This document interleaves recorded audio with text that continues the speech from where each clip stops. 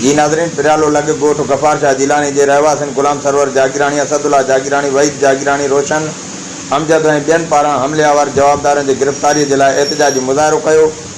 उन मौक़े ते एहतजाज कंदड़नि जो चवणु हो त असांजा हेॾा घर जा माण्हू हेॾा सटिया पिया आहिनि, इन में असांजे लाइ को हुकूमत को बि नथी करे सघे पई, का उन्हनि खे कुझु बि न कयो अथई, रहंदो असांजे मथां वरी केस था। एहतजाज छो था कयो तव्हां?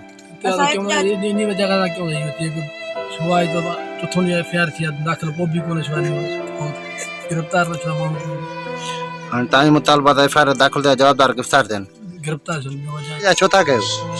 हुकूमत को गौर कोन करे था कयो।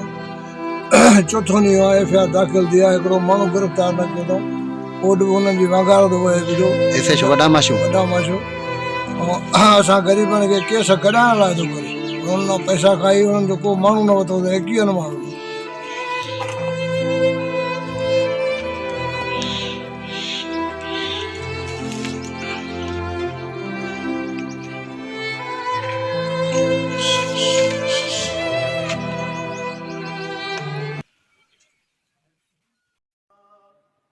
गरीबन जो आवाज बुधो छो न था,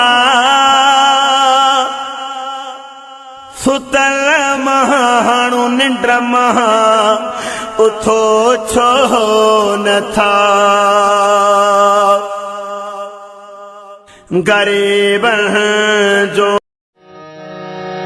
पुछूं आखिर पुछूं कंहिंखां असांजो ॾोह कहिड़ो आहे, पुछूं आखिर पुछूं कंहिंखां असांजो ॾोह कहिड़ो आहे, असांजो ॾोह कहिड़ो आहे।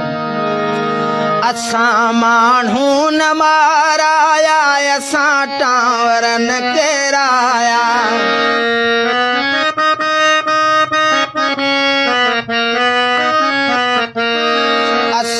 माण्हू न माराया, असां टांवर न केराया, असांखे तालिबा आहियूं न को थियण ई था चाहियूं, अज़ल खां अमुन जा